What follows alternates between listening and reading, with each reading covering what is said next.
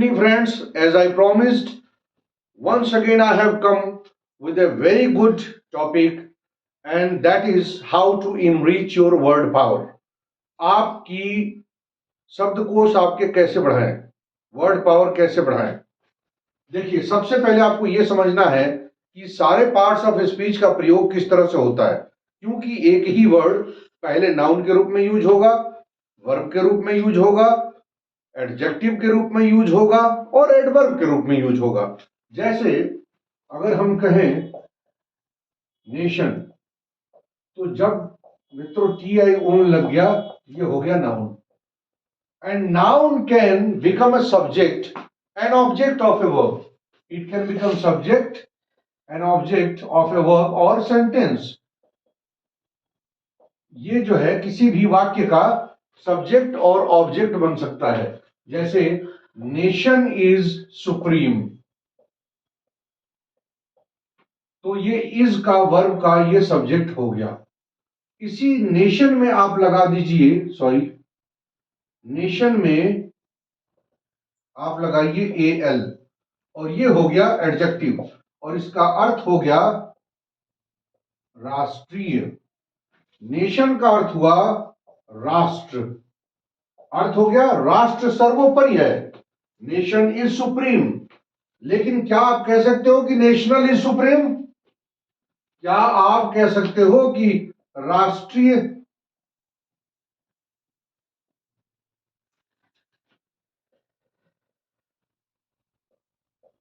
सर्वोपरि है? क्या आप कह सकते हो? नहीं कह सकते हो, क्योंकि राष्ट्रीय एक एडजेक्टिव है, और एडजेक्टिव का प्रयोग किसी ना किसी नाउन की विशेषता बताने के लिए किया जाता है। यही अगर हम कहें national property must be protected, राष्ट्रीय संपत्ति को हर हाल में बचाना होगा, तो ये राष्ट्र हो गया, ये हो गया नाउन, ये हो गया एडजेक्टिव। और यहां पे हम आ जाए नेशनैलिटी। नेशनैलिटी का मतलब राष्ट्रीयता। राष्ट्रीयता। इसी तरह नेशनलाइज, जब भी आई एस ई वर्ड लग जाता है तो ये हो जाता है वर्ब। इसका अर्थ होता है ऐसा करो। तो नेशनलाइज मतलब राष्ट्रीयकरण करो, ग्लोबलाइज मतलब सार्वभौमीकरण करो, भूमंडलीकरण करो, प्राइवेटाइज मतलब निजीकरण करो, करो। और तो ये हो गया वर्ब। जैसे एक सेंटेंस में लिखूं, we must nationalise all our banks. हमें अपने सारे बैंकों को राष्ट्रीयकरण करना चाहिए। और अगर आपने ऐसा कर दिया तो ये हो जाएगा नेशनलाइज्ड। नेशनलाइज्ड, और ये फिर एडजेक्टिव हो गया। इसका अर्थ हो गया राष्ट्रीयकृत। यानी you have to get your demand draft from any nationalised bank. राष्ट्रीयकृत बैंक से आपको पोस्टल ऑर्डर लेना होगा अगर आपको फॉर्म जमा करना है। तो देखिए, ये होगा राष्ट्रीय बनाना, ये हो गया राष्ट्रीयकृत।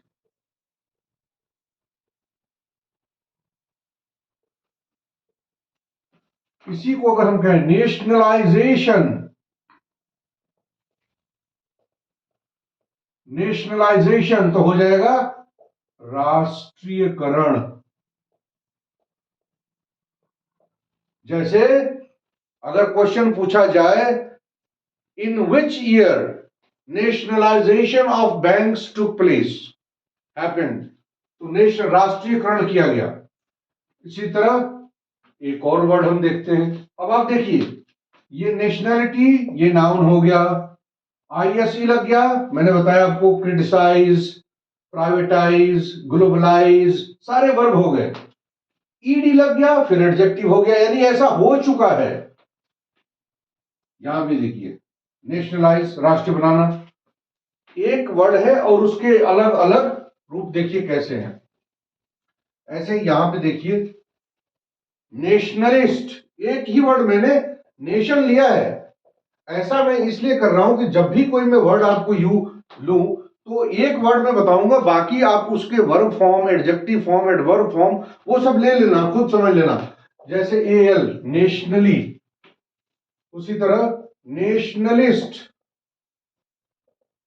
नेशनलिस्ट यानी राष्ट्रवादी, क्या हो गया, एडजेक्टिव।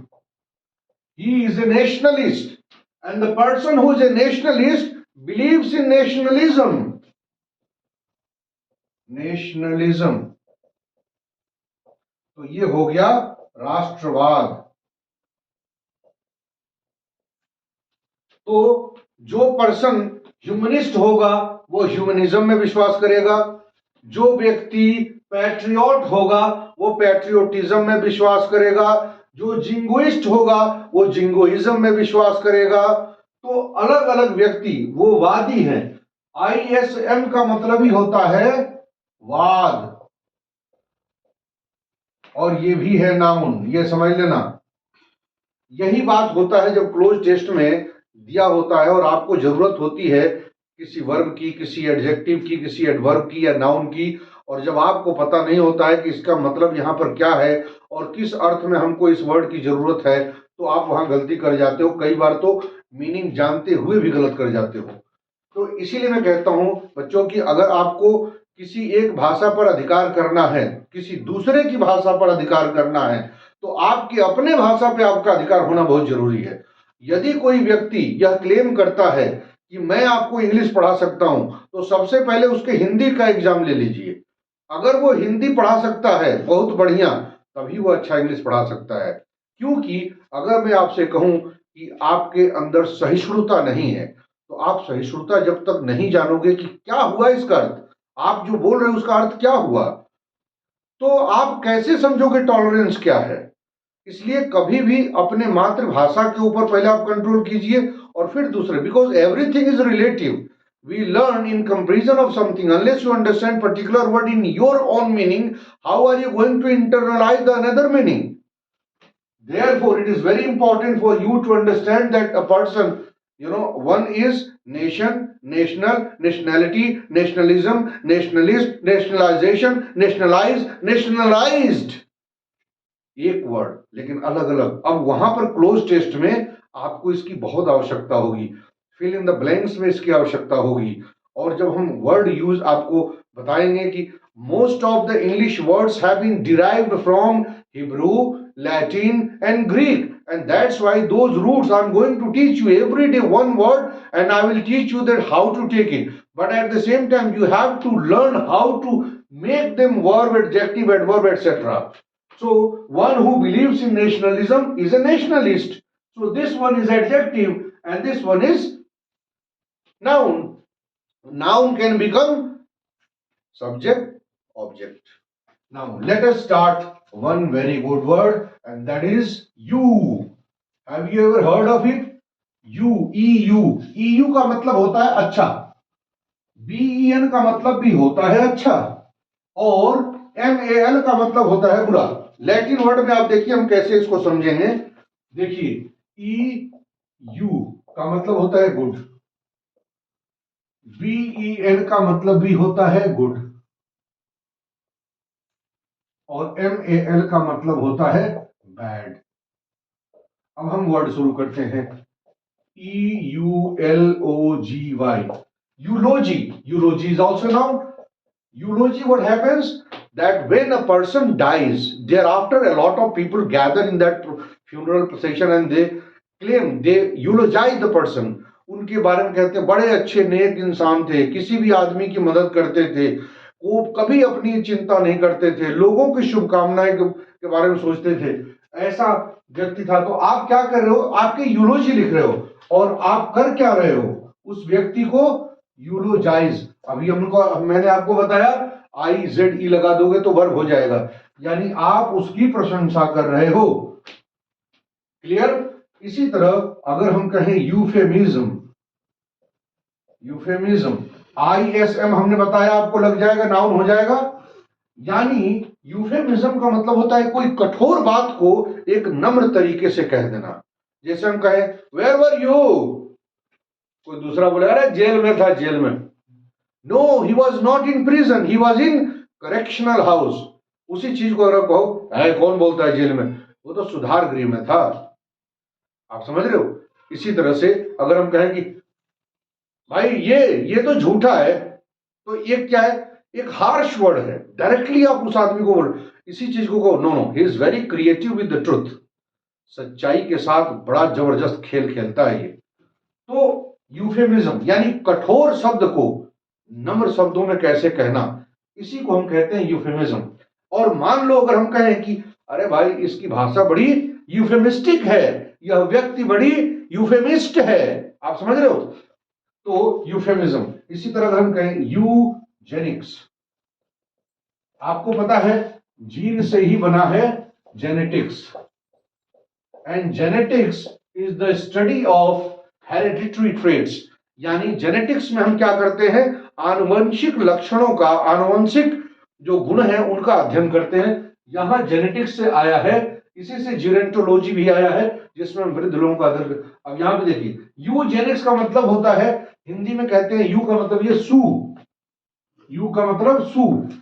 और जैसे सुजननी की हिंदी में बोलते हैं, अर्थ क्या हुआ कि हम अध्ययन इसमें यह करते हैं कि how to produce such being, जैसे कि उसके अंदर गाय ऐसी पैदा करें जो ज्यादा दूध दे, ऐसे प्लांट पैदा करें जिसके अंदर जो है कीटनाशक पत्तों का भी, कीटनाशकों का भी प्रभाव ना पड़े, और जिससे प्रोडक्शन ज्यादा हो। ये स्टडी हम किसमें करते हैं, यूजेनिक्स में। इसी तरह यूपनिया, यूओपनिया का मतलब फ्री रेस्पिरेशन, रेस्पिरेशन, रेस्पिरेशन का मतलब होता है श्वसन। श्वसन में कोई दिक्कत नहीं, सांस लेने में कोई परेशानी नहीं। लेकिन यही अगर हम कहें एपनिया, यानी सांस लेने में दिक्कत होती है, एपनिया। यूपनिया। अब इसी की जगह पे हम देखें यूफोरिया, क्या है, जबरदस्त भाव है, इतना खुशी का, आनंद का भाव है, euphoria. If you are feeling euphoric, you are. अगर उसी तरह कहें भाई साउंड कैसा है, यूफोरिक, बहुत अच्छा साउंड है। अब हम कहें यूथनेजिया, यूथनेजिया का मतलब होता है इच्छा मृत्यु। यानी कुछ लोग ऐसे होते हैं जो टर्मिनली इल होते हैं, यानी बहुत लंबे समय से बीमार चल रहे हैं, एंड द प्रॉब्लम इज, उनकी जो बीमारी है वो है इनक्यूरेबल। इनक्यूरेबल का मतलब होता है ऐसी बीमारी जिसका इलाज न हो सके। जो क्यूरेबल है उसका इलाज हो सकता है, लेकिन जो आईएन लगा दिया आपने तो ये उल्टा हो गया, एंटोनिम्स हो गया। इनक्यूरेबल वो होता है ऐसी बीमारी जिसका कोई इलाज न हो, और ऐसे व्यक्ति जो ऑलरेडी बहुत दिनों से पड़े हों, उस स्टेट को कहते हैं वेजिटेटिव स्टेट, वेजिटेटिव स्टेट। यानी ऐसी अवस्था मरणासन्न की कि आप एकदम सिर्फ न हिल सकते हैं, न डुल सकते हैं, न अपना दैनिक जीवन का कार्य कर सकते हैं, बेड पे पड़े हुए हैं। You are in the vegetative state and you are not able to do any of your daily chores or mundane activities, and therefore you are lying on the bed for such a long time that you seem to have, or you have been claimed terminally ill, and there is very high likely that you are going to die after some time. लेकिन उतने दिन तक झेले कौन आपको, पूरे घर के लोग परेशान है, जीवन ना तो आप कुछ बोल रहे हैं ना कुछ कर।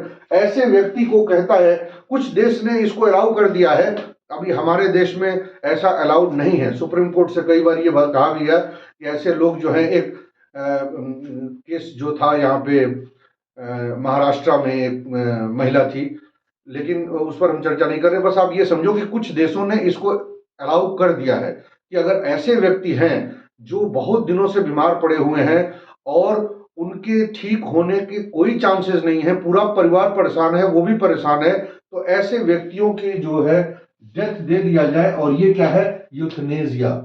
उसको जो है अपने, यानी कि ऐसे लोगों को मर जाए कोई दिक्कत नहीं, इसलिए कि अब वो किसी लायक नहीं। यूबायोटिक्स, यूबायोटिक्स स्टडी किस चीज का होता है? Study of living beings in a healthy state, जिसमें कोई रोग व्याधि ना हो, ऐसे लिविंग बींग्स का हम जब अध्ययन करते हैं तो यू, हर जगह आप देखिए यू आ रहा है ना, और यू से मतलब क्या हो रहा है? अच्छे से। यूलोजी अच्छा, उसके बारे में अच्छा प्रशंसा करना।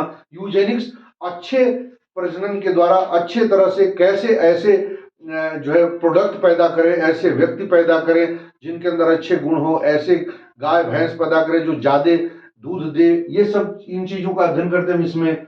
यूपनिया, जिसमें सांस लेने में कोई दिक्कत नहीं है, यू है। यूफोरिया, यूनेजिया, यानी यू से जो हम वर्ड ला रहे हैं अच्छे से ला रहे हैं। अब हम दूसरा देख लेते हैं बेन से, बेन और MAL।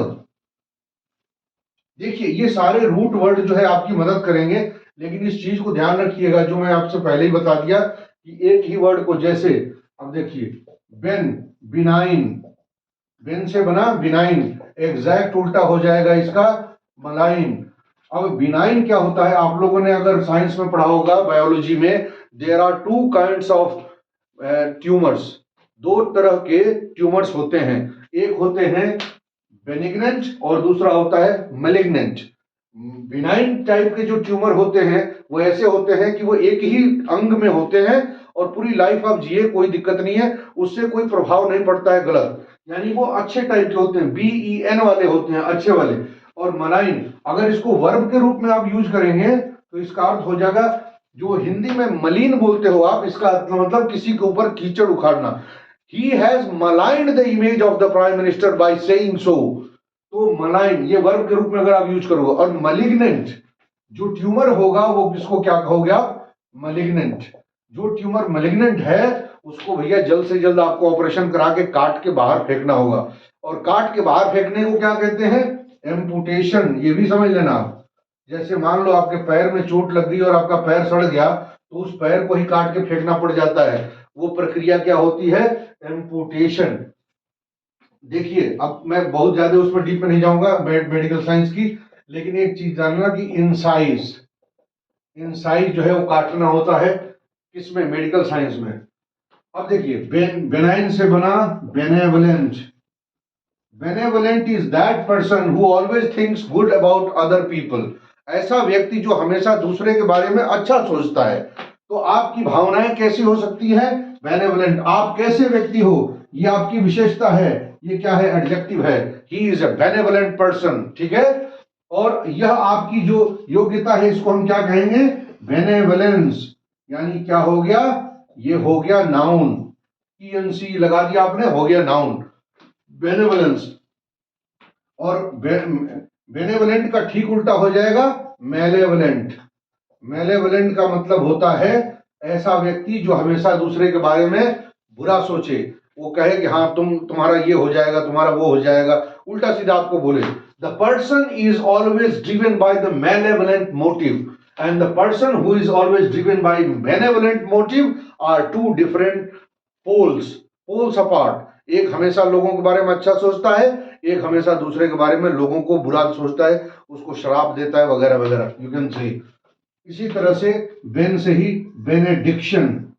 बेनेडिक्शन, डिक्शन का मतलब ही होता है कहना।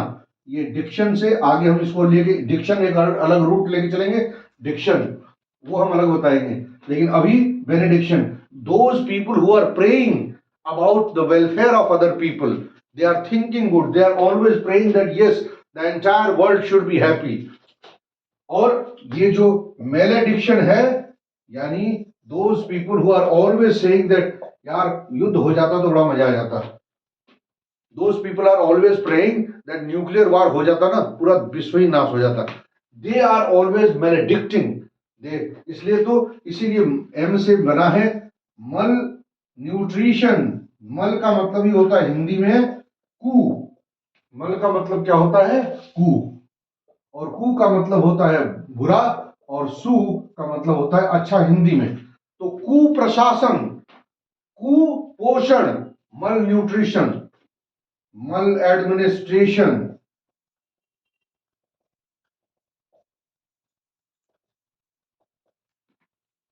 तो बेनेडिक्शन, बेनेवलेंट, इस तो इस तरह के हम रूट वर्ड लेते हैं, और हमको इस तरह से सीखना होगा कि every word has certain roots, and if you are learning those roots it becomes very easy, it will facilitate your understanding. Clear?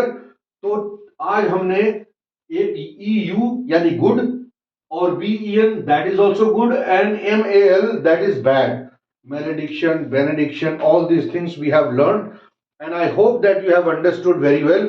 But one thing I'm telling you, that those people who have any objection that they are not able to comprehend me properly, I request you to let me know that if you are not able to comprehend me properly, then let me know, because see, English must be taught in Hindi as well as in English, because see, अगर आप उस शब्द को use नहीं करते हो, use it और lose it, एक ही चीज समझ लेना, यूज इट और लूज इट, यानी यूज करो या खत्म करो, खो दो उसको। इसलिए कोई भी चीज अगर आपको सीखना है तो पहले आप समझिए। अगर मैं एक दिन अलग अलग एक वर्ड ले आऊंगा, जैसे मान लो कोई पर्सनालिटी है, वो पर्सनालिटी को some person is aggressive, some is submissive, some is tolerant, someone is intolerant, someone is expensive, someone is miser, someone is parsimonious, someone is benevolent, etc etc। तो ये सारे वर्ड आप एक दिन, हम जैसे पर्सनालिटी की बात में करेंगे, एक दिन डॉक्टर के बारे में करेंगे, एक दिन कोई दूसरा वर्ड लेके आएंगे, एक एक वर्ड करके ऐसे करके। लेकिन मित्रों एक बात मैं आपको बता दूं, जिस दिन हम ग्रामर चालू करेंगे, ग्रामर में आपको हम बताएंगे, तब आपको समझ में आ जाएगा कि आपकी समस्या सिर्फ इंग्लिश नहीं है, समस्या आपकी हिंदी है। अगर आपको हिंदी अच्छी आती है तो आप इंग्लिश कभी भी सीख जाएंगे। इसलिए कि हम ग्रामर में भी हिंदी जब गलत बोलते हैं तो ट्रांसलेशन में भी गलत बोलते हैं। जैसे हम कहते हैं I have not eaten anything since morning, that is correct, but if I am saying I did not eat anything since morning, that is incorrect, because in Hindi we say सुबह से कुछ नहीं खाया, दैट इज इनकरेक्ट। अब हम कहते हैं सुबह से कुछ नहीं खाया, तो वही जब गलत है तो हम ट्रांसलेशन भी करेंगे I did not eat anything since morning, that is also incorrect. तो but natural that if you are translating, if you are understanding the same in your own mother tongue in a different way, that is wrong। तो आप translation भी करोगे उसका तो वो गलत ही होगा। So today I have come with this word mal, that is bad, ben is good, and eu is also good, that's it। And one thing, always learn how to use the word as noun, verb, adverb, adjective। और इसीलिए मैं बता रहा हूं, जैसे मैंने बताया nation, national, nationalise, nationalisation, nationality, nationalisation, nationalise etcetera, राष्ट्र, राष्ट्रीयता, राष्ट्रीयकरण, राष्ट्रीयकृत, राष्ट्रवादी, राष्ट्रवाद एक्सेट्रा। तो एक वर्ड मिलता है, उसके सारे चीजों को समझिए कि वो वर्ड वहां पर फिट बैठता है कि नहीं, किस जगह पे कौन से वर्ड को यूज करना है। तो आज के लिए इतना ही मित्रों। Thank you very much for listening to me. Once again, I assure you that I will come up with a different root word and different connotation.